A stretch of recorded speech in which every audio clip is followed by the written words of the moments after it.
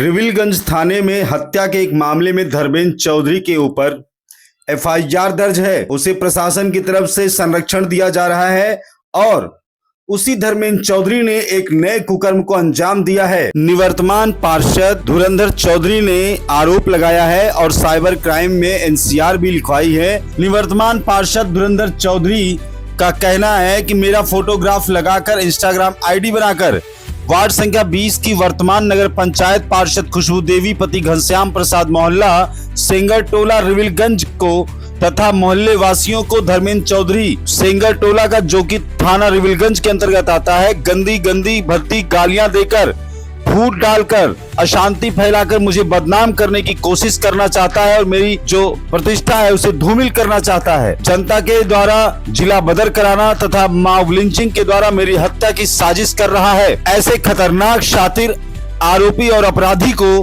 तत्काल प्रशासन की कार्यवाही के तहत पकड़ा जाना चाहिए, लेकिन रिविलगंज थाना का भ्रष्टाचार धीरे धीरे बढ़ता ही जा रहा है।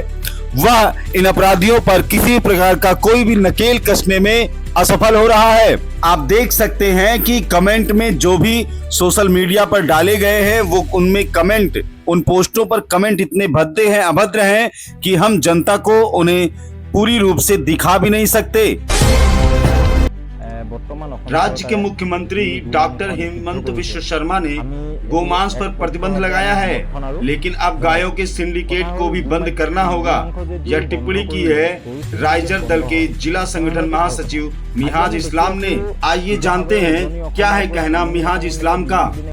बर्तमान असम सरकारे जी गोमांस निषिद्ध करिছে, आमी एटु एकपक्षभावे आमी समर्थन आरु जनाइছো। कथा हल गोमांस यदि बंध करिले गरु सिंडिकेट बंध हय तेनहले एटु भाल कथा। আজি आमी देखि आसो शिवसागर उजनी अखমৰ পৰা नामনি अखमলৈকে दिनक दिने गरु सरबराह হৈ আছে। एटु কাৰ नेतृत्वत হৈ আছে? गोमाताक যদি প্ৰকৃতাৰ্থত সন্মান কৰিব লাগে, गोमाताक যদি প্ৰকৃতাৰ্থত সন্মান কৰি গো ৰক্ষা কৰিব লাগে, তেনেহলে গোমাংস দোকানকেইখন সাধাৰণ সৰু গোমাংস দোকানকেইখন বন্ধ কৰিলেই জানো গো ৰক্ষা হ'ব? আমাৰ প্ৰশ্ন হৈছে যিখন কেটুল পাৰ্মিটত দিয়া আছে পাৰ্মিশন, যে পুলিচৰ পৰা এটা পাৰ্মিশন দিয়া আছে যে গৰু গাড়ীত উঠাই নিব পাৰিব কিন্তু গৰু কাটিবহে নোৱাৰিব। এইটো কেটা কিমান গছত গৰু উঠা কথাৰ দৰে এখন মানে পাৰ্মিট অসম চৰকাৰে নিৰ্মাণ কৰিছে। আপোনালোকে চাব পাৰে, কাৰণ কেলে কমিশন য'ৰ পৰা পাব তাৰ পৰা তেওঁলোকে কাম চলাই থাকিব লাগিব আৰু এইটো য'ৰ পৰা গৰু মাংস কাটিলে তাৰ পৰা কোনো কমিশন নাপায়, কোনো টেক্স নাপায়। সেইটো কাৰণে গৰু মাংস কটাটো বন্ধ কৰিছে। এটা কথা কৈ দিছোঁ, মুছলমানৰ প্ৰধান আৰু একমাত্ৰ খাদ্য কেতিয়াও গো মাংস নহয়, আগতো হোৱা নাছিল, বৰ্তমানো নহয় আৰু ভৱিষ্যতৰ দিনতো নহয়। গো মাংস বন্ধ কৰিলে মুছলমানৰ 1% তাত কোনো অসুবিধাৰ সন্মুখীন নহয়। কথা হ'ল মুছলমানক যদি দিগদাৰ দিম বুলি যদি গো মাংস বন্ধ কৰিছে তেনেহ'লে আপোনালোক মূৰ্খ স্বৰ্গত বাস কৰি আছে। বৰ্তমান বিজেপিৰ নেতৃত্বাধীন হিমন্ত বিশ্ব শৰ্মা চৰকাৰখনে। কথা হ'ল গো মাংস বন্ধ কৰক, আমাৰ আপত্তি নাই। গো মাংস বন্ধ হৈছে, বন্ধ হওক, কিন্তু আমাক গৰু সিন্ডিকেট ৰাজটো বন্ধ হ'ব লাগিব। আমাৰ মতে যিখন কেটুল পাৰ্মিট বৰ্তমান চৰকাৰে পুলিচ প্ৰশাসনক দি দিছে, সেই কেটুল পাৰ্মিটখনৰ শুদ্ধ হ'ব লাগিব। আমি যদি আজি পুলিচ প্ৰশাসনলৈ গাড়ী এখন ৰখাই ফোন মাৰোঁ তেনেহ'লে তেওঁলোকে আমাক কি ক'ব যে আমাক গাড়ী ৰখোৱাত চৰকাৰ প্ৰশাসনৰ পৰা কোনো অনুমতি আমাক প্ৰদান কৰা নাই, তেনেহ'লে আমি গৰু ৰক্ষা। তেনেহ'লে যদি গৰু চুৰি গৰুৱে নিছে তেনেহ'লে আপুনি কেনেকৈ গম পাব? আজি যিখন চৰকাৰে মিয়াৰ কথা কয়, যিখন চৰকাৰে মিয়াক বদনামী কৰে, সেই মিয়াই লুঙি পিন্ধি আহি আপোনাৰ বৰ্তমান অৱস্থাত ৰাজমাই বজাৰৰ পৰা ডিমৌৰ পৰা বিভিন্ন গাঁও ভূঞা অঞ্চলৰ পৰা মিয়াই কিন্তু গৰু সৰবৰাহ কৰি আছে, মিয়াৰ ওপৰত ৰাম টাঙোন সুধাই আছে বিজেপি চৰকাৰে। গতিকে আমাৰ পোনপটীয়া প্ৰশ্ন, যদি বন্ধ হ'বলৈ আছে গোমাত্ৰাক যদি সঁচা অৰ্থত বন্ধ কৰিবলৈ আছে তেনেহ'লে অসমৰ প্ৰতিটো জাতীয় দল সংগঠন একত্ৰিত হৈ গো ৰক্ষাৰ স্বাৰ্থত মাত মাতক আৰু প্ৰকৃতাৰ্থত গো যাতে এই সিন্ডিকেট ৰাজু বন্ধ হয়, অসমৰ পৰা বাংলাদেশলৈ যোৱা ৰাপ্তানিও যাতে বন্ধ হয়, বৰ্ডাৰ লাইন যাতে পাৰ কৰাও যাতে লাইন বন্ধ হয়, তাৰ বাবে আমি আন্তৰিকতাৰে অনুৰোধ জনাইছোঁ। যদি এই কাৰ্য চৰকাৰে নকৰে তেনেহ'লে আমি এটা কথা জানিম যে 26ৰ বৈতৰণি পাৰ হ'বৰ বাবে চৰকাৰৰ এইটো এটা কুটিল ৰাজনীতি, আৰু এই ৰাজনীতি ভৰি নিদিবৰ কাৰণে প্ৰত্যেক দল সংগঠনক মই আন্তৰিকতাৰে অনুৰোধ জনাইছোঁ। प्रसिद्ध पल्मोनोलॉजिस्ट डॉक्टर पंकति शेठ अब असम में देंगी विशेष श्वसन सेवाएं। डिब्रूगढ़ और जोरहाट में हर माह उपलब्ध रहेंगी विश्व स्तरीय क्रिटिकल केयर विशेषज्ञ। आइए जानते हैं डॉक्टर पंकति शेठ का उद्देश्य। मेरा नाम है doctor पंकति Sheth. I have done my DM in pulmonary and critical care from New Delhi. At present, मैं consultant pulmonary medicine in Yashoda Hospital, Somagiguda branch में हूँ, in the Department of Interventional Pulmonology. किसी भी पेशेंट को सांस की कोई दिक्कत होती है या खांसी होता है या फिर बुखार और वजन कम हो रहा है या बदन में खून आता है या कोई भी ऐसी सांस की लंबे समय से दिक्कत है, जैसे एस्थमा हो गया, COPD हो गया, स्मोकिंग रिलेटेड दिक्कतें हो रही है या लंग कैंसर है, तो वो हमारे साथ कंसल्टेशन कर सकते हैं क्रिस्टल डायग्नोस्टिक्स में, जहाँ पर हम एवरी मंथ का सेकेंड ट्यूसडे पे OPD करेंगे। एट 11 o'clock OPD स्टार्ट होगा, तो 6 o'clock in the evening OPD रहेगा। अलॉन्ग विद दैट हम कोई भी पेशेंट होता है जिसको ब्रोंकोस्कोपी का ज़रूरत है या थोरैकोस्कोपी का ज़रूरत है या मीडियास्टिनल लिम्फ नोड बायोप्सी है, सारा इंटरवेंशनल पल्मोनोलॉजी प्रोसीजर हम करते हैं, तो उसका इंक्वायरी के लिए और कंसल्टेशन के लिए भी आप हमसे मिल सकते हैं।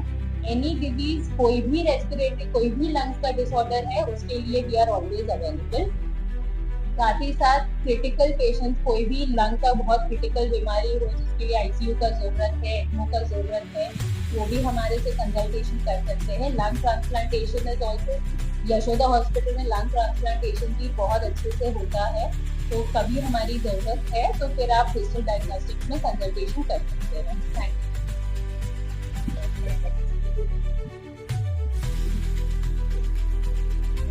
रेस्पिरेटरी डिपार्टमेंट हमारा फुल रेस्पिरेटरी डिपार्टमेंट है, जिसमें हम clinical pulmonology, interventional pulmonology, sleep medicine and lung transplant, ये चारों चीजें करते हैं। क्लिनिकल में कोई भी पेशेंट जिनका कोई भी लंग्स का बीमारी हो, कोई भी सिम्टम्स लंग से रिलेटेड होता है, उसका ट्रीटमेंट OPD और IPD में होता है। इंटरवेंशनल पल्मोनोलॉजी में भी सारा फैसिलिटीज है। जब भी पेशेंट को खून आ रहा है तो ब्रोंकियल आर्टरी एम्बोलाइजेशन हो गया या रोबोटिक सर्जरीज है, minimal active surgeries, back guided surgeries है, ये भी हमारे यहाँ पे होता है।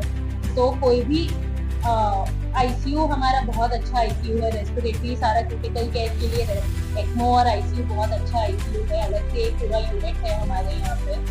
एंड लंग ट्रांसप्लांटेशन भी हमारे यहाँ पे होता है। अभी last total 80 to 90 lung transplant successful हुए हैं इन द लास्ट 5 years। तो एनी पेशेंट, कोई लंग्स का कोई भी बीमारी होता है, वो हमारे डिपार्टमेंट में सॉल्व हो सकता है।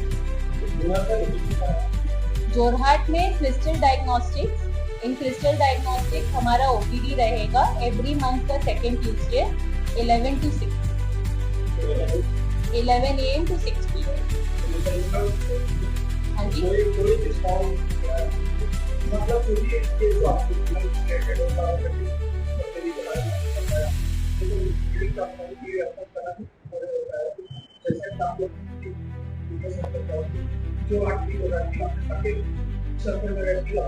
जो नॉर्मल जिन पेशेंट को प्रोसीजर्स की जरूरत नहीं होती है, सिर्फ कंसल्टेशन के ऊपर और मेडिसिन के ऊपर अगर पेशेंट बेटर हो सकता है, उसके लिए तो हम वी आर ऑलवेज देयर। हम लोग मेडिसिन के बेसिस पे इनहेलर्स होता है या जो भी मेडिकेशन का जरूरत पड़ता है, उस हिसाब से हम यहीं पर ट्रीटमेंट दे सकते हैं। अगर पेशेंट उसी से बेटर हो जाता है और CT स्कैन या एक्सरे, उसमें अगर प्रोसीजर्स की जरूरत नहीं पड़ती है, तो पेशेंट को छोटी छोटी चीज़ों के लिए वहाँ तक आने की जरूरत नहीं है। अब अगर ब्रोंकोस्कोपी है या फिर कोई इंटरवेंशनल प्रोसीजर है जो यहाँ पॉसिबल नहीं है, सिर्फ उसी के लिए पेशेंट को वहाँ तक आने की जरूरत पड़ेगी। अब वो तो केस टू केस बेसिस पे डिसाइड होता है कि कौन सा प्रोसीजर है और उसका कितना कॉस्ट पड़ता है फिर, but there is always a chance, की पॉसिबिलिटी तो है कि हम जितना हो सके उतना हेल्प कर सकते हैं। 11 AM to 6 PM Tuesday, every month का सेकेंड ट्यूसडे।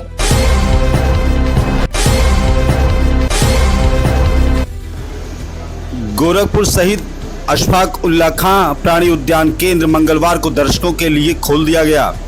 शासन से अनुमति मिलने के बाद सोमवार को चिड़ियाघर प्रशासन की ओर से इसका आदेश जारी कर दिया गया था। बर्ड फ्लू की वजह से लगभग 2 महीने प्राणी उद्यान बंद रहा। रिपोर्ट निगेटिव आने के बाद अनुमति के बाद प्राणी उद्यान खोला गया। आज सुबह 9 से 5 बजे तक नागरिक प्राणी उद्यान में वन्य जीवों को दीदार कर सके हैं। आपको बता दें, सोमवार को परिसर में उगी घास और झाड़ झंखाड़ की सफाई की गई। टिकट काउंटर और कंप्यूटर भी सही किए गए। दर्शकों को जांच के बाद ही प्रवेश दिया जा रहा है। गेट पर स्थित स्टॉक रूम में उन्हें अपना सामान रखना होगा। इसके अलावा दर्शकों का पैर और हाथ सैनिटाइजेशन कर फिर उन्हें प्रवेश दिया जा रहा है। लगभग 2 महीने बाद प्राणी उद्यान के खुलने से दर्शकों में काफी उत्साह देखने को मिला। भारी संख्या दर्शकों के साथ पहुंचे स्कूली बच्चों ने प्राणी उद्यान का लुत्फ उठाया।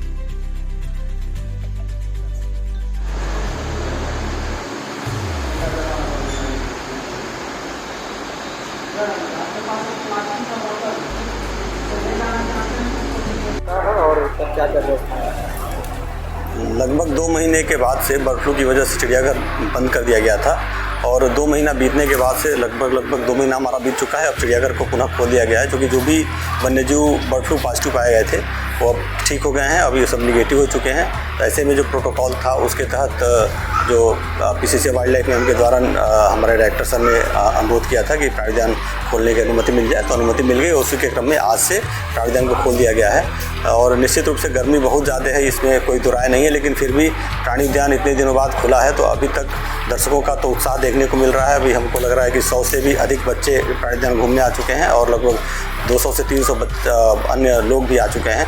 इतनी अभी 2-2.5 घंटा हुआ चिड़ियाघर को खुले और फिर भी अगर इतनी संख्या में लोग आए हुए हैं तो ये प्राणी उद्यान के लिए एक अच्छी बात है और गोरखपुर के लोगों का उत्साह जो है वो देखने को मिल रहा है। ये बहुत अच्छी बात है कि लोगों का जो लगन है जो प्राणी उद्यान के प्रति, जो वन्य जीवों को देखने के प्रति है, वो बरकरार है और अभी सभी लोग आ रहे हैं। और रही बात जो सुरक्षा के उपाय की, तो जो लोग भी प्राणी उद्यान के अंदर प्रवेश कर रहे हैं उनके पैरों को और पूरा प्रयास किया जा रहा है कि सभी लोगों के हाथों को भी हम लोग सैनिटाइज कर दे रहे हैं, जिससे कि अंदर किसी भी प्रकार का कोई इन्फेक्शन ना आए। यद्यपि कि प्राणी उद्यान को हम लोग अपने स्तर से रेगुलर सैनिटाइज करते रहें और आगे भी करते रहेंगे, तो ऐसी कोई भविष्य में संभावना न बने कि कोई बीमारी आए।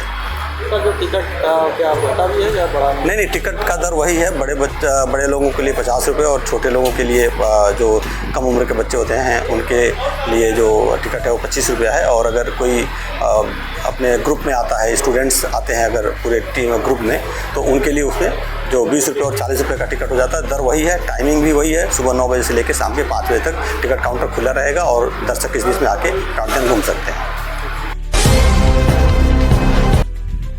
अंजड़ निवासी युवक सोहेल मंसूरी ने खरगोन जिले के बलखड़ी निवास पर 4 पहिए वाहन लेकर किस्त और वाहन के रुपए नहीं देने की शिकायत लेकर रुपए दिलवाने की मांग कर आज दिनांक 8 जुलाई मंगलवार को सुबह 10 बजे अपनी शिकायत दर्ज कराई है। दरअसल अंजड़ निवासी सोहेल मंसूरी ने बलखड़ निवासी तद्दाम खान पिता बालू खान को अपनी 4 पहिए वाहन आशियार गत महीने बेचा था, जिसके उनके द्वारा बकाया संपत्ति का सौदा चिट्ठी बनाई थी। दोनों के बीच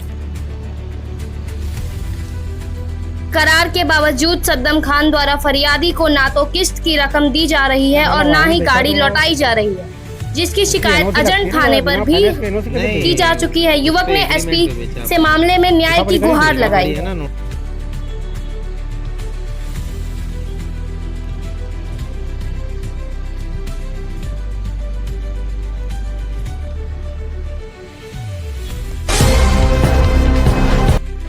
भारतीय ट्रेड यूनियन केंद्र ने आज जोरहाट में धरना लगाया। यूनियन के पुरुष और महिला सदस्यों ने धरने में भाग लिया और सरकार विरोधी नारे लगाए। उन्होंने शहर के केंद्र में एक विरोध मार्च भी निकाला।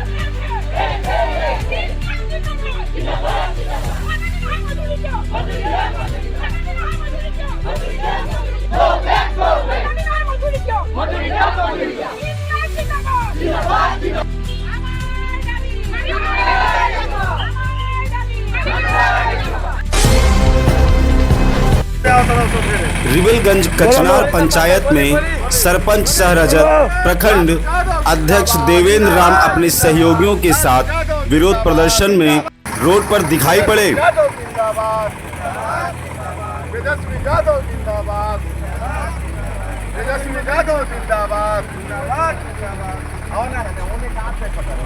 जोर से बोलो।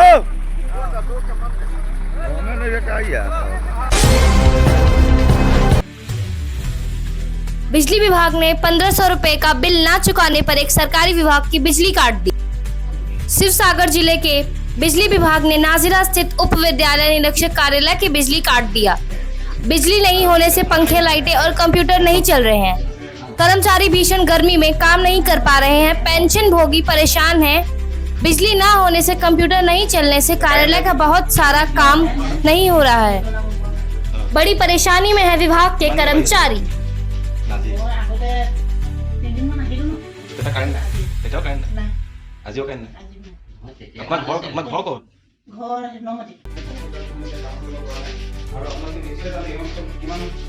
পেঞ্চনাৰো আছে, তেওঁলোকৰো কিমান সমস্যা হৈ আছে, তেওঁলোকে এতিয়া এইবোৰৰ কাৰণে আজিৰ পৰ্যন্ত তেওঁলোকে যিকেইটা প্ৰাপ্য পাব লাগিছিলে বা তেওঁলোকৰ কিমান কাম আগবাঢ়িব লাগিছিলে সেই কাম আগবঢ়া নাই। 12টা দিন ধৰি কাৰেণ্ট নাই আৰু ইয়াৰ নাজিৰা উপ পৰিদৰ্শকৰ কাৰ্যালয় আৰু যিহেতু চৰকাৰে প্ৰতিটো মুহূৰ্তত কৈ আছে উন্নয়নৰ গংগা কৈ আছে আৰু এই চৰকাৰখনে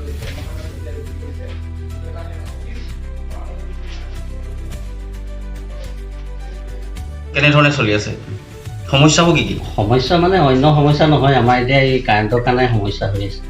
মানে 1500 টকা বিল দিবলৈ আছে, সেইদিনাখন লাইনটো কাটি থৈ গুচি গ'ল। এতিয়া আমাৰ বাজেটটো পঠোৱা হৈছিলে আমাৰ ডাইৰেক্টৰ অফিচলৈ। তাৰপৰা বাজেটটো আহিলে মানে কাৰেণ্টটো হ'লেহে বিল চিলখিনি মানুহ পৰা হ'ব। কিমান দিনৰ পৰা সমস্যাটোৰ সন্মুখীন হৈ আছে? এইটো 15 দিনমানৰ পৰা সমস্যাটোৰ সন্মুখীন হৈ আছে। বিভাগৰ কৰ্তৃপক্ষই কি কৈছে আচলতে?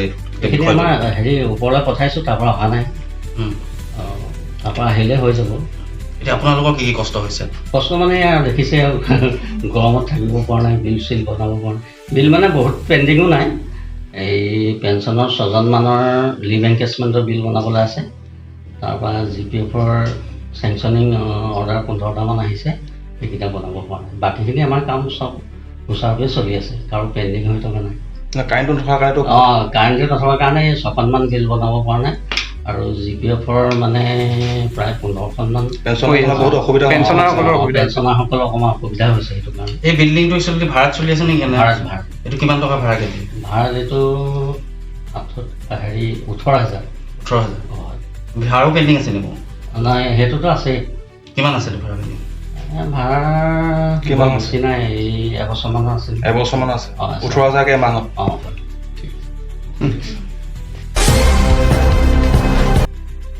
अमगुरी में छात्रा लापता, रो रही है माँ। एक माँ अपनी इकलौती बेटी के लिए फूट फूट कर रो रही है। बेटी, तुम जहाँ भी हो घर आ जाओ, हम तुम्हारा इंतजार कर रहे हैं। पीड़िता की पहचान अमगुरी पुलिस स्टेशन के अंतर्गत तिनगिरिपम अभयपुरिया गांव की 19 वर्षीय लड़की के रूप में हुई है। पीड़िता के माता पिता उसे कई जगहों पर ढूंढ रहे हैं, लेकिन उसका कोई पता नहीं चल रहा। इस बीच अमगुरी पुलिस स्टेशन में गुमशुदगी का नोटिस दर्ज किया गया है।